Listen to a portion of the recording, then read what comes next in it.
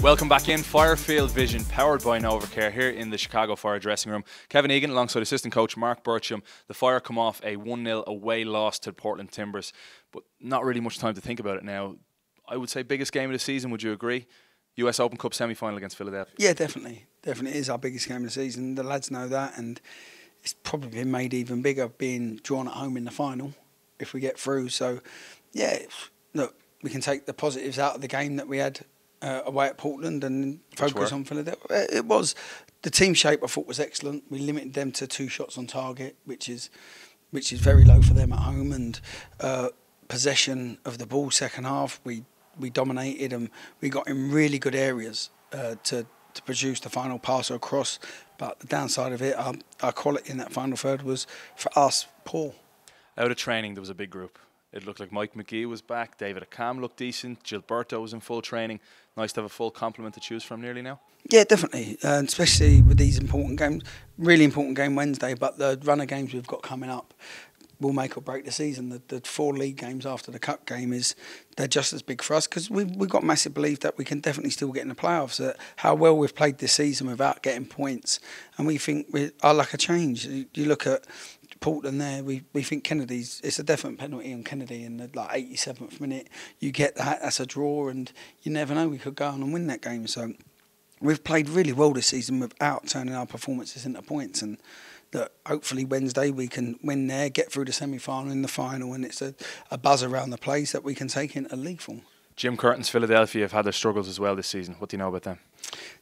At home, they're a high-pressing, high-tempo team, and we've got to be ready for that, and we've got to come up with a game plan to, as a game, counteract that, turn their strength into weaknesses. And we think with the players that we got and how well we've looked defending-wise in the last few weeks that we can really counteract that. So we're really looking forward to it.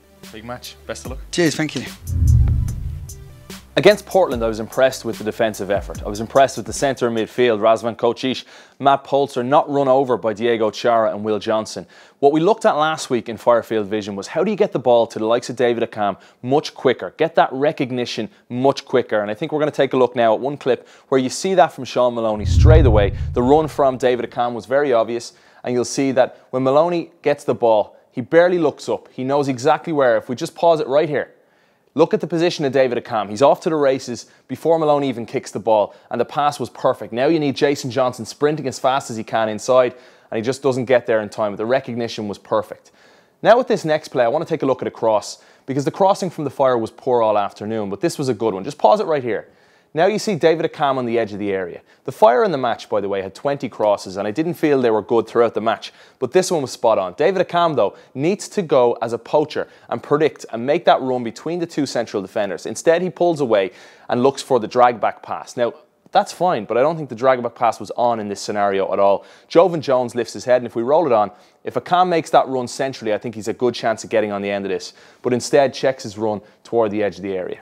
Being ruthless in those scenarios will be crucial against Philadelphia. And this is a Philadelphia team that struggled in the league, but obviously doing well in the Cup as well, similar to the Fire. And one area that I feel is quite weak for Philadelphia is in the fullback positions, especially when you go 1v1, which, by the way, happens to be one of the Fire's strengths. So you're thinking Patrick Nyako, David Akam. If you can get them 1v1 against Ray Gaddis and also against Fabinho, I think the Fire could be in for a bit of glory here. So take a look at the first clip here as we see at RFK Stadium, De Leon gets the ball wide to Corb. Now all of a sudden, look at the space. If we pause it right here, look at the space and the lack of protection for Fabinho, who, by the way, look at it, left leg, he's diving right in there on Corb. It's a simple drag back for Corb. And if you look at the top of your picture, you'll see Saborio pull away from the central defender into the space. Gaddis is not protecting his central defenders at all. And if you roll it on, it's a very simple drag back. The fullback's exposed, the other fullback's exposed, and there you have it. Saborio puts the ball in the back of the net. All right, let's fast forward to the game against New York Red Bulls. Again, freeze it right here, please. You'll see the space inside. It's Sean Wright-Phillips, an incredibly tricky winger against Gaddis in a 1v1 situation. New York yet to commit more numbers into the box, but you cannot afford to give space like that to Sean Wright-Phillips in a 1v1 scenario. Gaddis, not good enough. If we roll it on, you'll see that his brother, Bradley Wright-Phillips, makes the run inside, easily beaten by Sean Wright-Phillips. Gaddis is exposed, and New York put the ball in the back of the net. If the Fire, in my opinion, can get the ball wide to Nyako, to the likes of David Accam, I think they're in for a bit of business on a bigger pitch than what Providence Park is. PPL Park is the venue for this one. US Open Cup semi-final. Get excited, folks. This promises to be a real cracker. And remember, if the Fire can go there and get the win against Philadelphia, the final of the US Open Cup will be hosted right here at Toyota Park. So Wednesday, kickoff is at 6:30 Central. Chicago Fire with a chance to make it to the US Open Cup final.